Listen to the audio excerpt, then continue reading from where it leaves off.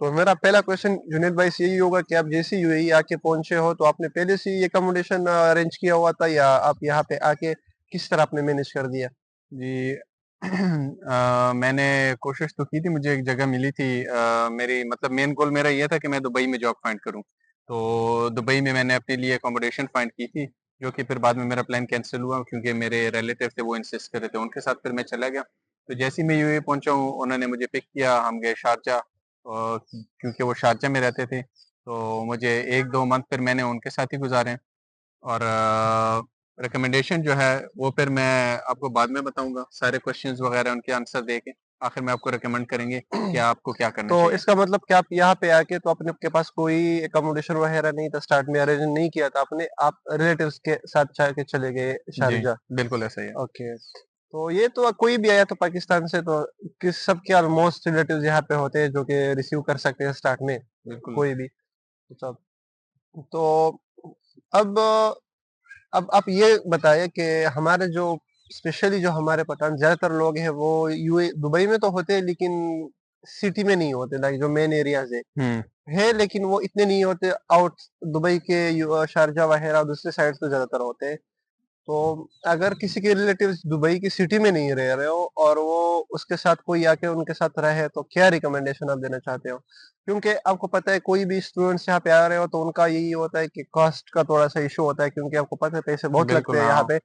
तो वो सब लोग ये प्लान कर लेते हैं कि चलो स्टार्ट में तो हम अपने रिलेटिव्स के साथ रह लेते हैं तो कॉस्ट कम आएगी और ये सारी बातें ऐसे ही होगा। तो आप क्या रिकमेंडेशन लोगों को देना चाहते हैं कि क्या करना चाहिए इन लोगों को?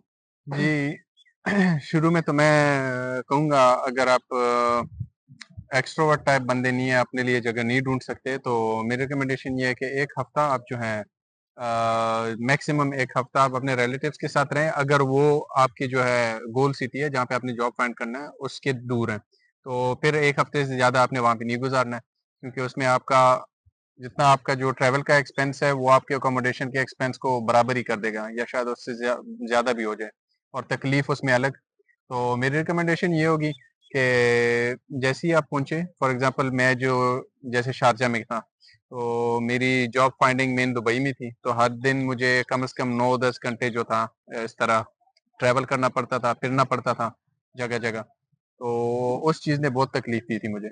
मेरी रिकमेंडेशन ये होगी कि आप लोग जो है 1 हफ्ता वहाँ पे गुज़ारें। फॉर एग्ज़ाम्पल शारजा में मैंने 1 हफ्ता गुज़ार लिया, फिर यहाँ पे दुबई में मैंने अपने लिए कोई बेड स्पेस हो, कोई पार्टीशन हो, किसी बंदे के साथ मैंने रूम में बेड बेड की जगह ले ली हो, तो ये फिर आप कर सकते हैं और ये बेस्ट रहेगा। जिस जगह में, जिस लोकेशन के पास आपने जॉब ढूँढनी है, उसी लोकेशन के आस-पास आपको सस्ती जगह भी मिल जाएगी। ज़रूरी नहीं है कि अगर आप बिज़नेस पे में जॉब ढूँढ रहे हैं, तो बिज़नेस पे के अंदर ही आप अकोमोडेशन भी लें, चूँकि मेरे ख़्याल से 90% आवाम के लिए तो इम्पॉसिबल ही होगा, क्योंकि बहुत महँगा है वहाँ पे। और उसके करीब ही फाइनेंशियल सेंटर के पास सतवा है, उसके आगे हुरोलंस है। तो ये कुछ लोकेशंस हैं जहाँ पे आपको सस्ते अकोमोडेशन मिल सकती है, और 15-20 मिनट में आप बिज़नेस वे में पहुँच भी जाएँगे। अच्छा, तो जो कि कुछ चलो ये तो आपने बहुत अच्छी बात की क्योंकि ये ऐसे ही होना चाहिए। यहाँ पे ज़्यादातर जो टाइम है वो ट्रैवलिंग में बहुत टाइम वेस्ट होता है, स्पेशली ट्रेन में आके यहाँ पे आप लोगों को जी, आया सॉरी आपकी बात काट रहा हूँ। मेरा तकरीबन ट्रेन और बस में जो है ना, एक तरफ़ा मेरा 2.5 आवर्स, 2 आवर्स इस तरह, ये मेरा डेली का एवरेज था एक तरफ से। मतलब टोटल का मेरे दिन का 5, साढ़े 5, 6 घंटे ये सिर्फ़ ट्रैवलिंग पे ज़ाया होते थे। तो बेहतर ये था कि मैं स्टार्टिंग में ही दुबई से जॉब फाइंडिंग करता।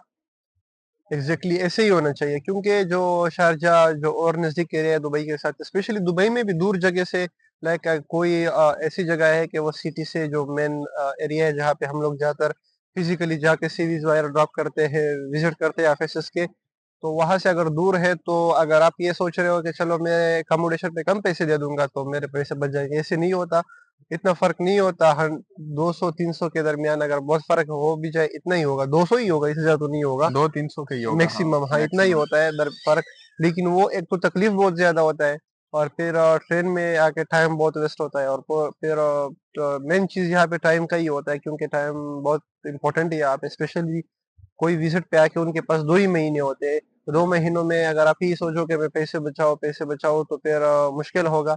पैसे बचते हैं ही नहीं, वैसे भी लगेंगे। जो आपने सोचा हो उसके अपोजिट चीजों पे लगेंगे। चलो अकोमोडेशन पे तो आप 100-200 सेव कर लोगे, लेकिन वो ट्रेन पे टैक्सी में इन चीज़ों पे लग जाएंगे, टाइम वैसे और वेस्ट होगा। तो इसलिए अच्छा, मैं शॉर्ट क्वेश्चन आपसे डायरेक्ट क्वेश्चन करूंगा कि आपके अकॉर्डिंग टू यू कौन सा ऐसा है, अगर कोई देखो जॉब तो यहाँ पे ढूंढ के ज्यादातर लोग डाउन टाउन ही जाते हैं, तो आपको डाउन टाउन के अगर कोई जॉब ढूंढना चाहता है तो कहाँ पे उसको एकोमोडेशन लेनी चाहिए जो कि कॉस्टली भी ज्यादा ना हो और अच्छा भी हो, लाइक। जी, ठीक है। मुझे आइडिया हो रहा है। ये कुछ एरियाज़ हैं जहाँ पे मैं और शिराज़ भी जॉब ढूँढने गए थे और यहाँ पे बहुत अपॉर्च्युनिटीज़ हैं। मतलब जॉब मिल ही जानी है अगर आप डेली विज़िट करेंगे ऑफ़िसेज़ को और डेली ऑनलाइन अप्लाई तो होते ही रहते हैं, लेकिन ऑफ़िसेज़ विज़िट करना भी ज़रूरी है यहाँ पे। तो ये कुछ एरियाज़ है बिज़नेस पे, डाउनटाउन फाइनेंशियल सेंटर और ये एक ही लाइन में आते हैं। तो जुड़े हुए हैं साथ में ना, पैदल भी एक से दूसरे तक पहुँच सकते हैं। तो इनके लिए अगर बेस्ट अकोमोडेशन की बात की जाए तो मेरे ख़्याल से सतवा बेस्ट रहेगा।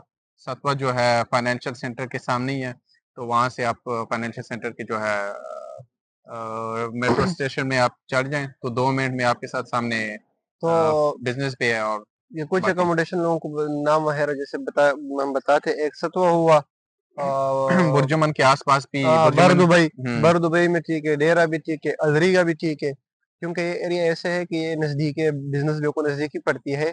और बैचलर्स के लिए बेस्ट है मेरे ख्याल से क्योंकि यहाँ पे काफ़ी बड़ी मार्केट है और काफ़ी सस्ते-सस्ते सामान भी मिल जाते हैं। तो अगर एक बैचलर्स रह रहा है तो उसके लिए आइडियल जगह है।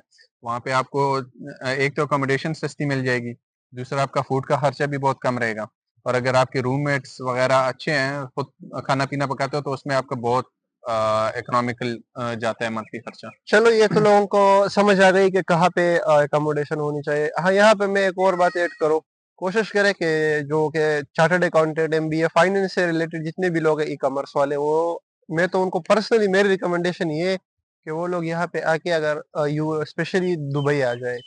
और सिटीज अच्छे, अबू धाबी भी ठीक है, लेकिन मैं पर्सनल रिकमेंडेशन ये है कि दुबई आ जाए। दुबई में ज़्यादा अपॉर्चुनिटीज़ है, तो कोशिश करो कि ऐसा ना हो कि आपके रिलेटिव्स अबू धाबी में रहते हो या किसी दूसरी जगह फुजैरा शारजा वगैरह में रहते हो, हुँ, तो आप उधर जाके अकोमोडेशन उनके साथ रह लो, तो वो फ़ायदा इतना नहीं देगा। तो इसलिए मैं यही सजेस्ट करूंगा कि कोशिश करो कि कोई भी आएगा तो दुबई में आ जाए, यहाँ पे आप लोगों के लिए थोड़ा इजी हो जाएगा। बिल्कुल। अकोमोडेशन भी, सब कुछ, जॉब वगैरह भी इंशाल्लाह जल्दी मिल जाएगी। तो और ट्रैवल का इनको बता दें ट्रैवल का आप आपको ट्रैवल का हम बताते चलिए एक मेट्रो कार्ड आपको यहाँ पे मिलेगा। उस मेट्रो कार्ड का जो आई थिंक है अगर आप पास रहते हैं, जैसे कि हमने बताया अगर आप सतवा में रहते हैं और बिज़नेस पे डाउनटाउन इन जगहों में आप अगर आप जॉब हंटिंग करते हैं तो आपका दिन का 6 दिरहम का खर्चा आएगा, आने-जाने का। एक साइड का 3 दिरहम होता है, तो दूसरी साइड से भी 3। तो चलो, ये तो हुआ ट्रेवल का। ट्रेवल में जो सबसे यहाँ पे मुझे पर्सनली, मैं बिल्कुल भी इम्प्रेस नहीं हुआ जो ट्रेवलिंग यहाँ पे जो पब्लिक बस है, ट्रेन है, मुझे पर्सनली बिल्कुल अच्छा नहीं लगा। अक्सर एक आवाज है, हम अपनी वीडियो के इन पे लगाते हैं, वो आप लोग सुनो, तो आपको दिन में वो बहुत बार सुननी पड़ेगी यहाँ पे आप दुबई में आओगे तो ट्रेवलिंग का ये है कि ट्रेवलिंग पे स्टार्टिंग में तकलीफ होगी।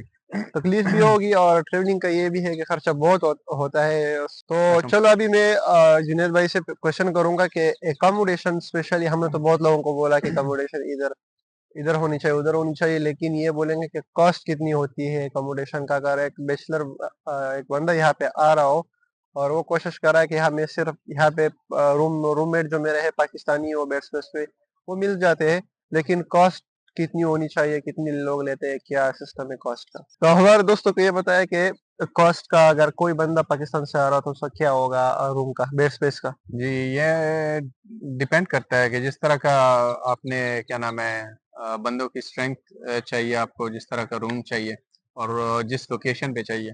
तो जितना आप बिज़नेस बे डाउनटाउन इस तरफ करीब होते जाएँगे, इतना आपको और महँगा तरीन पड़ता जाएगा। तो अब मैं बात करूँ होरोलैंड्स की, होरोलैंड्स जो है एक बहुत ही मेरे ख़्याल से सस्ती जगह है अकोमोडेशन के लिए। अगर आप वहाँ पे बेड स्पेस देखते हैं तो आई थिंक अराउंड 3 टू 500 पर बेड स्पेस आपको मिल जाएगा। उसी तरह अगर आप आगे जाते हैं लेकिन जो बुर्जुमन और सतवा की तरफ जाते हैं, वहाँ पे आपको 500 से स्टार्ट होते हुए 7 टू 800 तक मिलेगा। डिपेंड करता है जितने बंदे 500 वाले में आपको शायद 8-10 बंदे साथ में मिले एक ही एग्जैक्टली। फ्लैट में। और 600 to 700 वाले में शायद आपको 4-5 बंदे मिले, और फिर इससे ऊपर 2-3 बंदे इस तरह।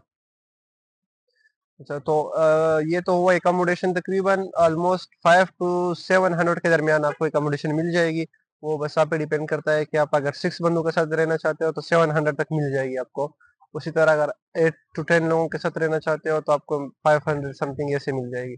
तो अपने माइंड में 5 to 700 एकोमोडेशन के लिए आप लोग अपना बजट मंथली रख लें। तो नेक्स्ट क्वेश्चन मेरा ये होगा कि जो खाने के बारे में, यहाँ पे जो खाना वगैरह होता है तो वो हम्म। इस उसके लिए बताया कि खाना मिलता कैसा है। जो हमने कुछ एरियाज आपको बताए तो यहाँ पे खाना अच्छे रेट पे मिलेगा, किस तरह मिलेगा, वो सारी बातें लोगों को बताए।